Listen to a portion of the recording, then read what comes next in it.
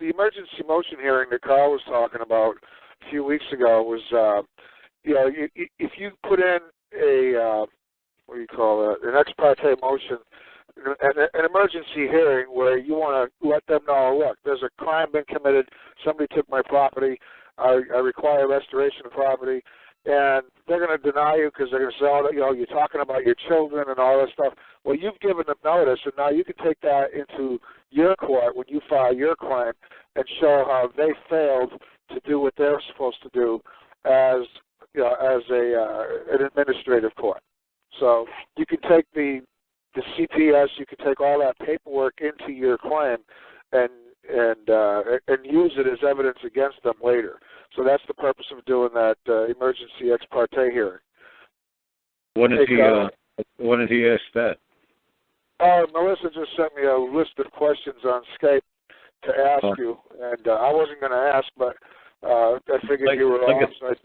The easiest way to do this stuff is, like I said, a lot of times people, the courts are open 24/7. And you could have a hearing, like I said, like I explained on my earlier shows, man. When I explained to the judge, I said if it's December 24th, 3 a.m. or December 25th, 3:07 a.m. and I want to convene court, what must you do? He said, let's be reasonable about this, Mr. Lentz. I said, I'm very reasonable, man. What must you do? He said, well, I got to get dressed and drive 100 miles up here. I said, yeah, and I looked over the prosecutor for the social services, the state. I said, and what does he got to do? He said, well, the sheriff's department will go wake him up and drag him over here, too. That's right, and if he ain't here, within a reasonable time, like an hour or two, he's going to be held in contempt of court, correct? Yeah. And I looked at the prosecutor. I said, do you understand what I can do? This is my court. So what was funny is, this is what I try to tell people. Say there was a dog involved here or anything. Say there was a goldfish involved. You say, look, this guy's got to put the fish back in a water bowl or it's going to be dead in 2 minutes. We got to convene court now. I ain't going to wait for my, 500-pound goldfish or that's I've been raising it for the last 20 years to die. And then you're going to compensate me. No, there's an emergency. We're going to have this hearing now. That's my property. And we need to have the hearing immediately. Like I said, they did that not too long ago with like some cattle.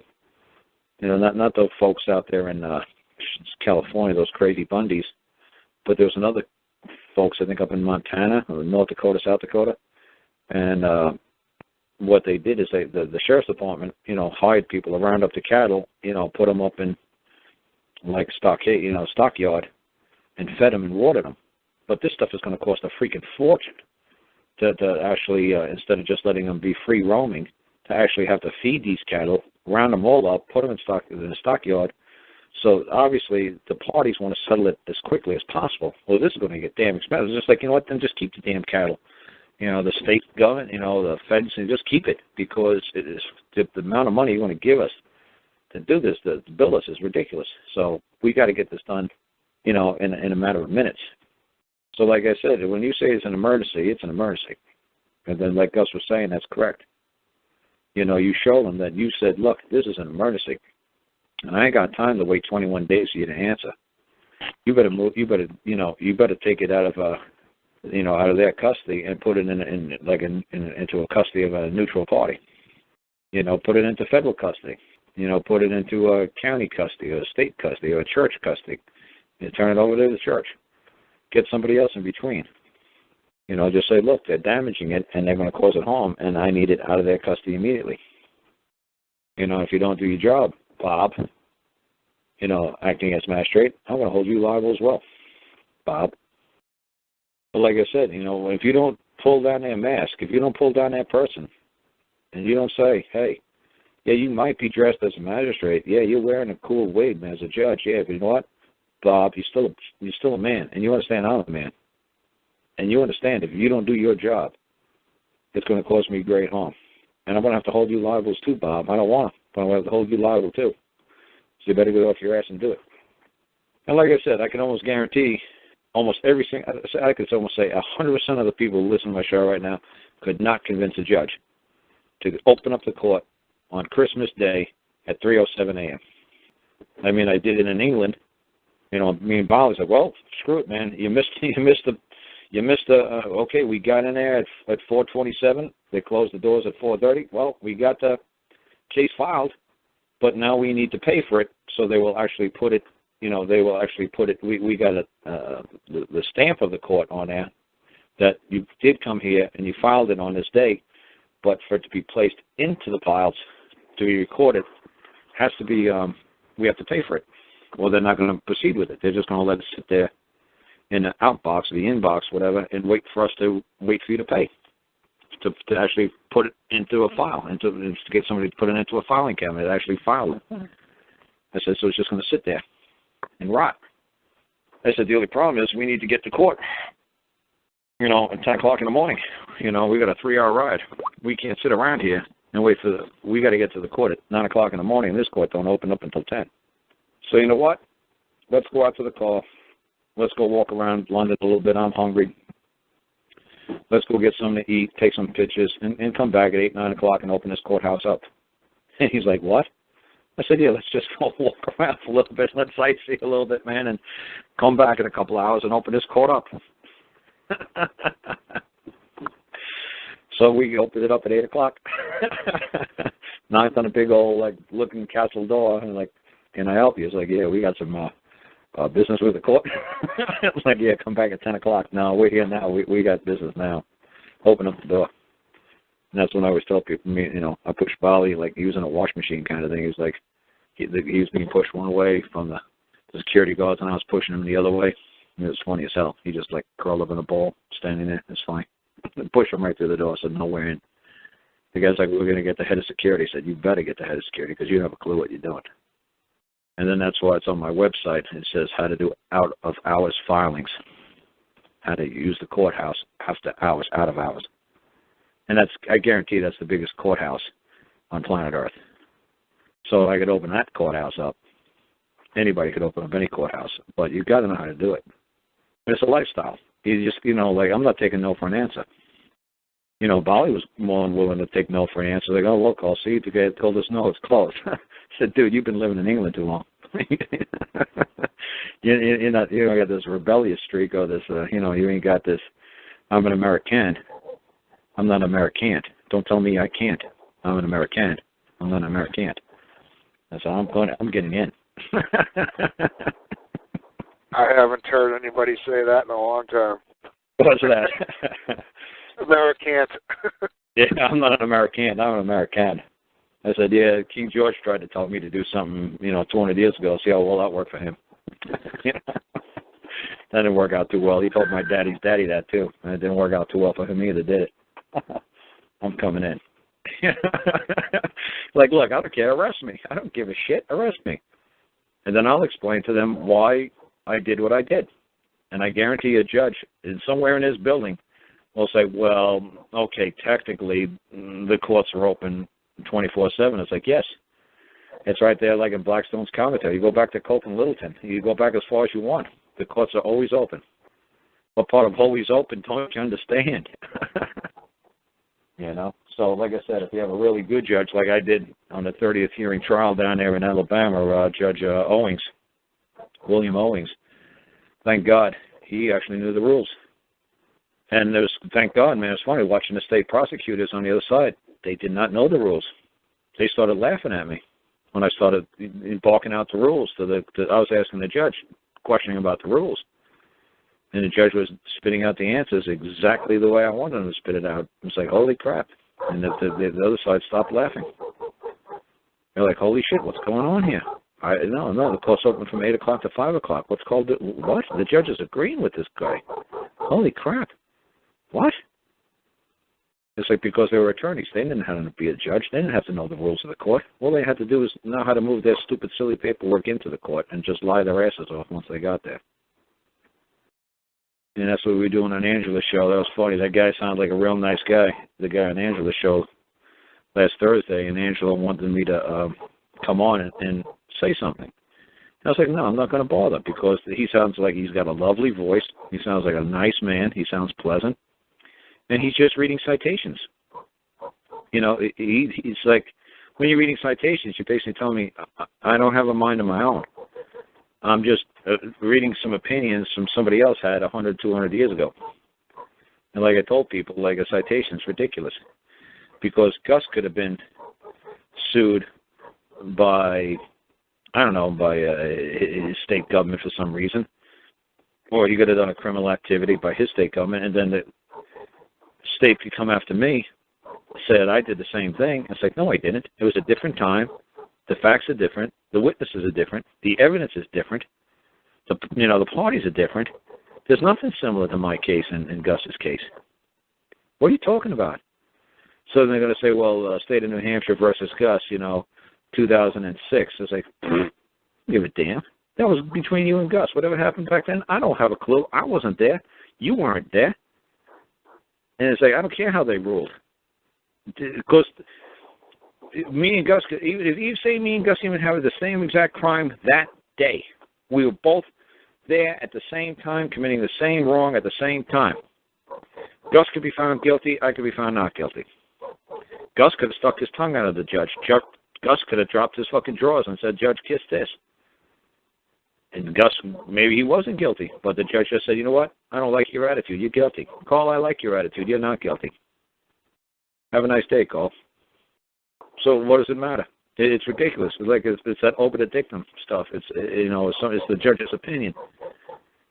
What did the judge witness? And like I said, that's like a word that you see sometimes in appellate cases. When it is an appellate case, the judge will actually write to his buddy judges in the superior court and say, look, you didn't see what I saw in my courtroom. You weren't there. All you see is what you see in black and white. You didn't see the temperament of Gus and the temperament of Carl. You didn't see what Gus was doing in the court and what Carl was doing. Carl was remorseful. Gus was just laughing the whole motherfucking time. But the transcriber couldn't write down Gus was rolling his eyes. Gus was snickering. The judge, the court reporter, the transcribe lady, she's not writing Gus was snickering. Gus was laughing. Gus fell asleep. Gus was snoring. Gus was sticking his tongue out. Gus pulled his pants down. She's not writing that.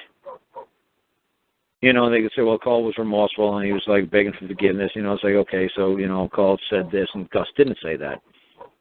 Carl took all liability. Gus wouldn't. Carl accepted the charges. Gus wouldn't. So just because it's Carl and Gus could have been doing something at the same exact time, at the same exact place, with the same exact whatever, with the same witnesses, facts, and evidence, how did they appear when they got to court? What was their appearance? How did they appear? So like I said, when I hear, they'll say, well, Carl versus Gus, or Gus versus, state of New Hampshire versus Gus. 2015, state of New Hampshire versus Carl in 2015. Could be completely opposite rulings. The witnesses will be the same, evidence, facts, it still will be the same. But what was the manner or the appearance of the parties when they were before the court? So when you want to use citations, what did I do, Gus? I was just making all those attorney jokes like crazy. That's what I did. It's like, like Andrew kept saying, well, Carl, do you want to say something to this guy? It's like, no, I can't take this guy serious. This is a joke. This is a comedy, 2-3 hours worth of comedy. Nice man, lovely man, just like Carl Miller. Nice man, lovely man. He's not telling me anything I could use. Like it's funny. It's like if you went to a doctor and the doctor, if I went to get a medical checkup right now, the doctor would say to me, well, how you feeling? Feeling pretty good. You say, well, if you eat an apple today, when did you go to the bathroom tomorrow? He'll say, yeah. So he said you have a very fine constitution. Well, I say, well, thank you. I know I do. So it's like how something is organized or structured, and how does it function? Article 1, I got a mouth and I chew it. Article 2, I got a stomach and it digests it. Article 3, I got a colon and it expels it. I got a wonderful constitution. Whoopie-doo. It's my constitution. Constitution of the United States? Look, dude, I don't give a damn about Bob's constitution, Billy's constitution, Susie's constitution, United States' constitution. I only care shit about Karl Lentz's constitution, maybe, and obviously my family's constitution, how they're feeling, how they're organized, how they're structured, if they're working, if they're functioning properly. I don't give a shit about somebody else's constitution. It's not my constitution. Well, the Constitution clearly says, whose constitution? Mine? Well, no. Well, what are we talking about? Well, Article 4, Article 3, dude, I don't care. I don't effing care. Like, well, President Obama's not abiding by Article. It doesn't matter because it's not his. He's going to say, you know what? It's not mine. It's like, well, that was from some Constitution written 200 years ago. That was from some United States of America. We don't have the United States. He's like, I'm not operating on the United States of America. I'm operating as under the government of the United States. It's not the same as the United States of America. It's not the same as the government of the United States. It's not the same. And I remember, Gus, you did that one time. You said you listened to Barack Obama's speech, and you kept putting it in different like letters or highlighting it. Like when he said America, U.S. citizens. What's that? Yeah, I went back and grabbed that speech from, I think it was October 17th. I forgot what year. You had mentioned it on a talk show, and I went and got it, and I color-coded all the different types of words in there because it really brings it out. It really makes it stand out what he's actually saying. Yeah, it's a lot of fun watching him say U.S. citizens or citizens of the United States or state citizens or the people. The American people. or the American people or Americans. It's a lot of fun because his speechwriters, it's funny. It's like his speechwriters wrote a paragraph about Americans, a paragraph about U.S. citizens, a paragraph about citizens of the United States, and what they did is, this is a lot of fun what they do, is they got 3 paragraphs with, say, 3 sentences. So they'll take 1 sentence out of the first paragraph, 1 sentence out of the second paragraph, and 1 sentence out of the third paragraph, and that's the first paragraph. Then I'll take the second sentence, and that'll be the second paragraph. So they jumble it around. But it sounds wonderful, but it's all jumbled. So like I said, I know you did that, Gus. You said, yeah, you took it apart. It's like, yeah, he's all over the map with this thing. It's like, yeah. But if you actually just take out what he said about Americans, it'll all make sense. If he takes out what he said about U.S. citizens, it'll all make sense. He'll have jurisdiction and authority over U.S. citizens, and then he'll be able to say Americans, and that is accurate in accordance to Americans. So it's just a lot of fun. You know, I know with the speechwriters, just like you said last week, you know, you guys, you know, you got a cool little legislator up there in New Hampshire where auto mechanics could be a state legislator, meter maids could be, you know, a fry cook could be a legislator up there. You know, you said what? They get paid $1 a year or $5 a year? They get $100 a year. Senators and state reps get $100 a year, plus travel expenses. Right. So you could be a pizza parlor owner, and you know, like your buddy, he owns an auto mechanic shop. He's a state legislator. Yeah, my 3 state reps over here. One of them's a car mechanic. The other one owns a tree service, and the other one's a real estate guy. Perfect. That's what it should be. That's what should make up everybody's legislative around the world. That should be how legislative houses should be established, because they represent the people, you know. But what's funny is you guys could come up with these wonderful laws for the people, and then, like you said last week, they turn it over to, you said on Angela's show, they turn it over to legal services. Yep. And did you say to Angela why? Or did I talk to you about why they turn it over to legal services? I don't remember if we covered it, but in order for the law for the statutes to be consistent and to get the right words and the right status, and you know, Obama's speech looked like it was written by legal services. Yeah, well, like I said, is you can, when you legislative guys sit around, you're all writing in common law what you would like to see your fellow man doing with the fellow man, or together as a society, or you know, ordering or demanding, requiring of your fellow man. Legal services realizes you got no control over this. Legal services realizes this will never stick. Legal services realizes, you know what, you can't must to any man on planet Earth, but what you can do is you could you could say shall, but you can't say must, because you have no power or authority to tell any man what to do. So legal services will put the word shall in instead. So it says, well, sometime in the future, but not right now. You have to get a driver's license. So see what they're doing, the legal services is smart, because normal people who are in the legislative thinks it's a democracy and thinks it's mob rule, and thinks that it's two wolves deciding, two wolves and a chicken deciding what's for dinner, and that's a democracy, and that's what you guys try to play when you do legislatives in these states. The legal services realizes, no, we live in a republic, and that's like a republic is like, everybody always hears that, you got, two wolves and a chicken deciding what's for dinner.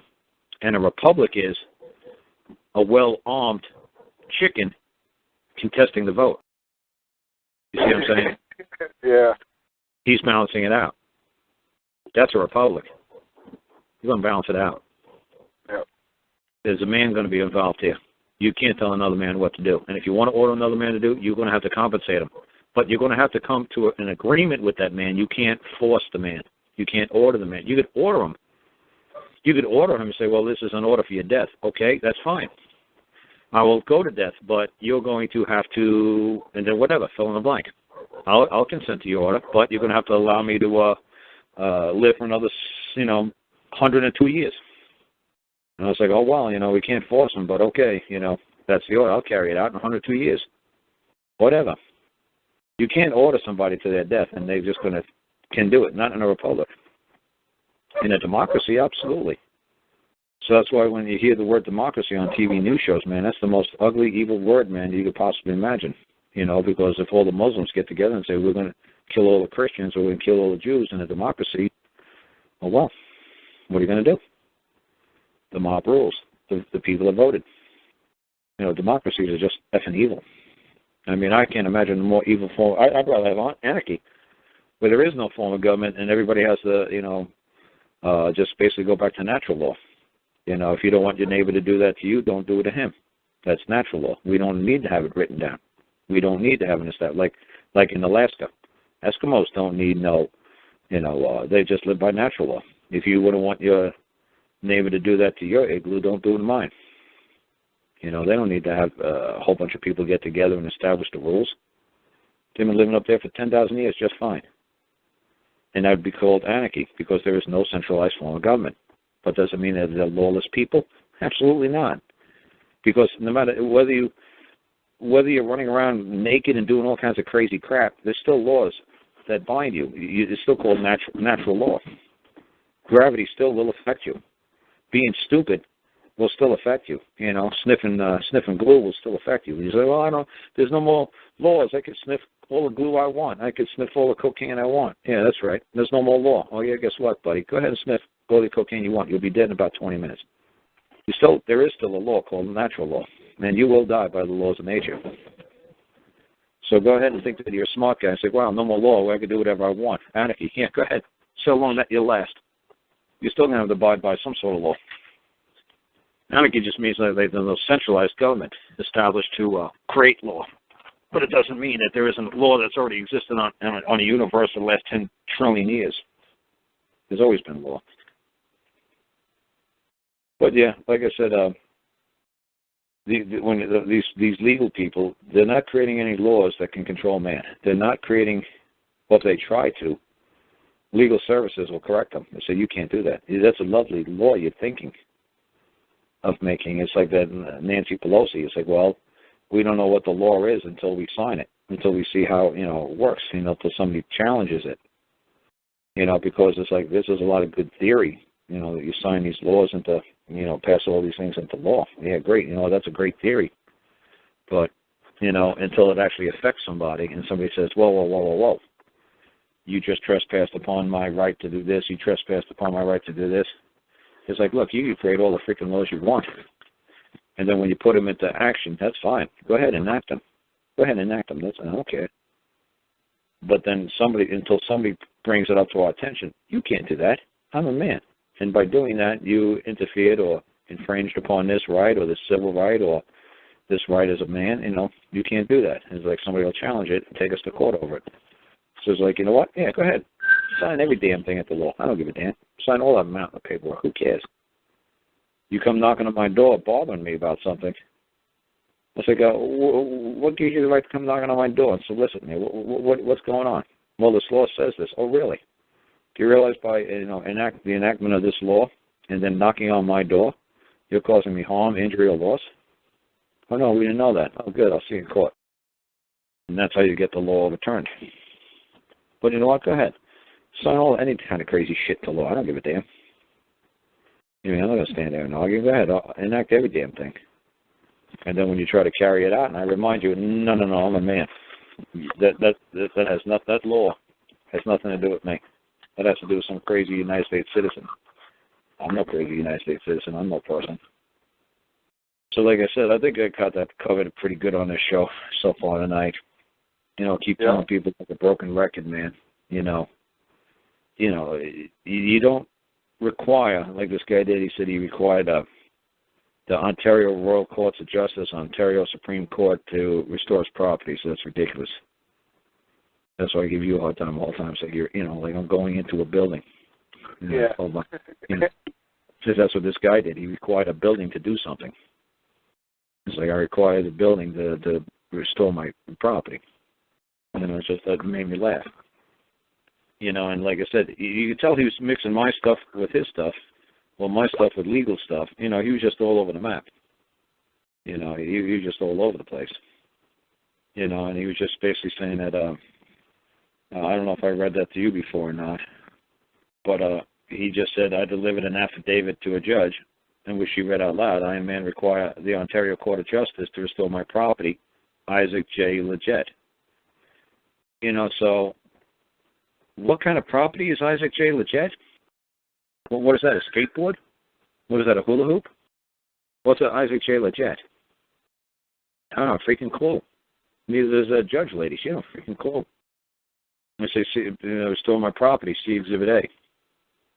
You put a picture of a fucking kid in there. You kid in there, that's fine. You gave him a title, you gave him a name. What's wrong with you? It's nobody's damn business what his effing name is. Why are you giving away your kid's name?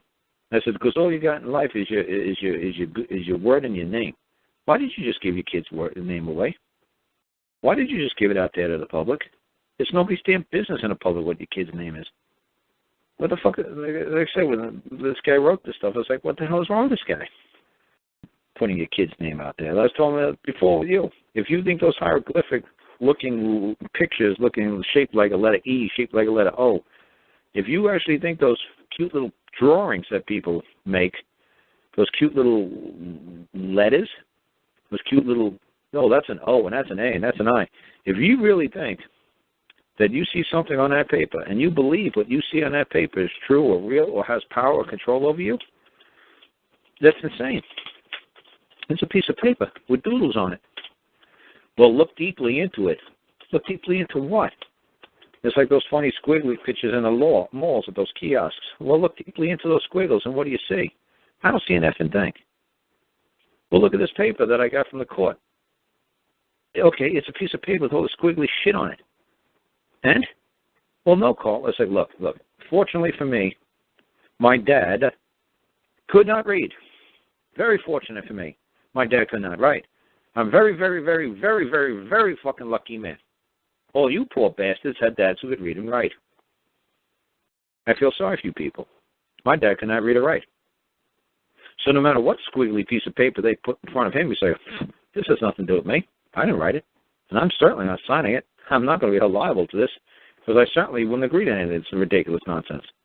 Is there some man who's going to hold this piece of paper up and stand there and say I've done something wrong? Yes or no? No, well, then get the fuck out of my face. So I feel pity for all you poor bastards that had dads that could read and write, because they actually read something, come home from work, open up the mail, read something. Oh, no, the IRS is coming after me, and they go up and sit and throw paper and throw shit everywhere. Oh, my God, they read something else. Oh, my God, they're reading newspapers. Oh, my God. You let all these little squiggly drawings, designs, hieroglyphics, letters, numbers on a piece of paper make you guys have freaking heart attacks, make you guys sweat. It's ridiculous. That's how they're controlling you, because you believe you see something on a piece of paper. Oh, look at that painting. What painting? At that kiosk over there. Look at all those squiggly lines. What do you see in there? I don't see a damn thing. I see squiggly lines. So luckily for me, like I said, you see this 3-year-old, 4-year-old, 5, 6, 7-year-old kid walking by and pointing out every damn thing in those squiggly lines. Oh, look, Mommy, an elephant. Oh, Mommy, look, a cow. Oh, Mommy, look, the pony. Oh, Mommy, look at a unicorn. I was like, where do you see that, fucking kid? Where do you see that? He's like, oh, look, I see it. It's like, Jesus, Lord. Am I just thick as a brick? Can I just not see something? I mean, how is it so self-evident to this kid? And I could look at this thing for the rest of my life, and I will never fucking understand what he sees. So that's the way I feel like when I tell people that, look, it's just a piece of paper with squiggly lines and letters and just doodles on it. Why are you letting this impact you? It's like, well, if you don't let it impact you, they're going to come after you. I was like, okay, fair enough. You know what? You know what I'm going to see? I'm going to see the word summons, and I'm going to see the date and the time. You know what? And I'm going to appear. That, I'll let it have an impact, because you're right. They will come after me with a gun. So you know what? I will take that word summons. I'll believe it's real. I'll believe there's a date, and I'll believe there's a time to be there. You're absolutely right. And as soon as I get there in person, I'll switch it around so fast it's not even funny. Just like they were Bali. Yeah, there's a summons. Yeah, there's a date. Yeah, there's a time. We'll be there. Yeah, I'll be in person. Yeah, for about a tenth of a second. And that's as far as I'm going to let them take me. Because, yeah, I had to appear in person for a tenth of a second. Why? Because you have a gun. That's why. And I understand why you need the guns. Because 100% of the people out there, other than like somebody like me, wouldn't respect you without a gun. I understand why you're doing what you're doing. And I appreciate what you're doing. But, yeah, these normal people out there, yeah, unless under force of threat or gunpoint, they ain't coming in willingly.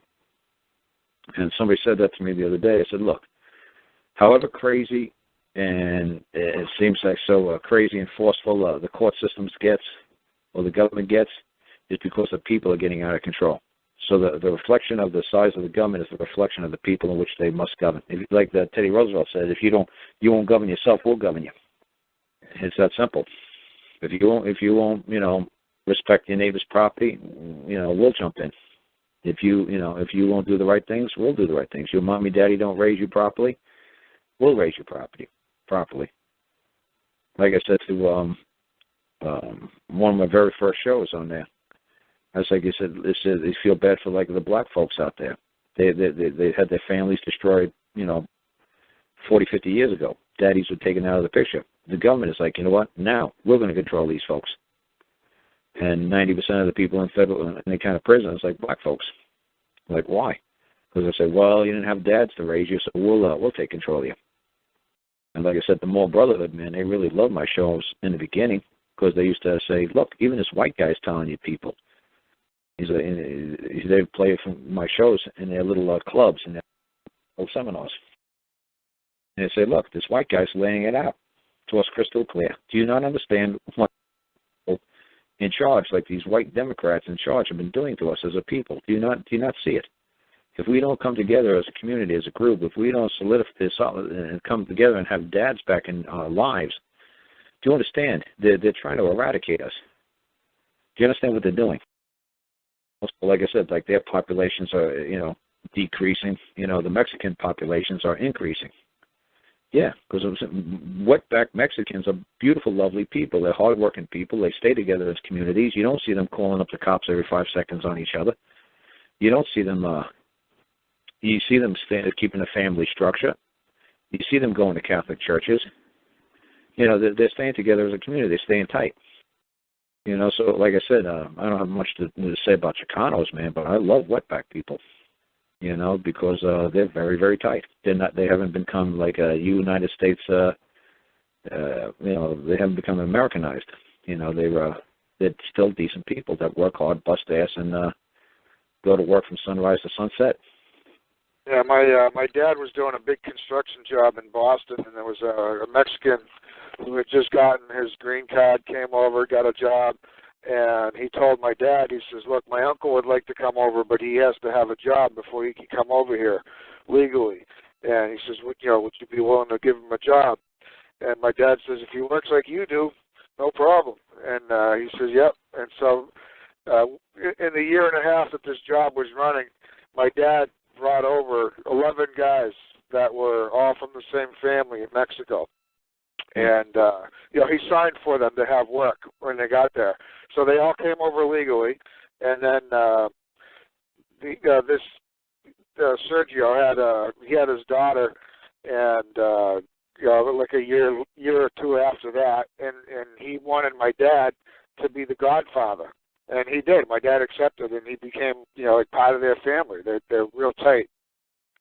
Yeah, well, that's what I'm saying. The worst thing the government could do to these Mexicans coming over the border is give them free food, free housing, free welfare, free everything. They'll do what they did to the black folks. They'll make them totally dependent on the government. They'll break down the family structure. They won't want to go to work. They'll think everything is, they deserve everything. Everything should be entitled to them. So hopefully they'll say, no, you know what, we want to work. We want to, work 100, 200 hours a week, and we want to bust ass, and we want to do it on our own. Okay, that's what I found. The guys that are in the Boston area, the guys from Mexico, they fucking work hard. They're really good workers. Right. So like I said, I got nothing bad to say about those folks. So it's funny. Like I said, the More Brotherhood used to really listen to my show. I don't know if they listen to my show anymore. But they said they would call me up during the week, and they said, you said a lot of wonderful, powerful things. I said, well, good. I said, I hope I'm helping your people. I said, because I'm telling you, if you guys don't pull your shit together, this government is going to run you guys out of here, one way or the other, man. Either you people are going to all be incarcerated from the time you're 14 years old until the time you're 50, so you can't breed, or you're going to just say, man, how do we get the hell out of this country? Put me back on a boat and send my ass back over to the African continent, man, because I'm done with this clown. I'm done with these clowns here in the United States. I said, you people better get your shit together quick. I said, if you think the government's here to help you, you're already effing mine. I said, can't you see what they're doing to you as a people? I said, you guys better tighten it up, and you better act like a community. And I don't mean violently. I mean, you better go and start kicking ass like these Mexicans do, These Mexicans, they got their Mexican neighborhoods. They keep them tight. They keep them clean. The Chinese, the Vietnamese, they got their neighborhoods. They keep them tight. They keep them clean. They police themselves. They do a good job. You guys better start taking care of your own shit and stop waiting for the government to come in and save your ass. You think they're going to do something to help you? You're crazy. You don't see the Chinese, the Vietnamese, the Mexicans going crazy every time something happens. I said, you guys better tighten your shit.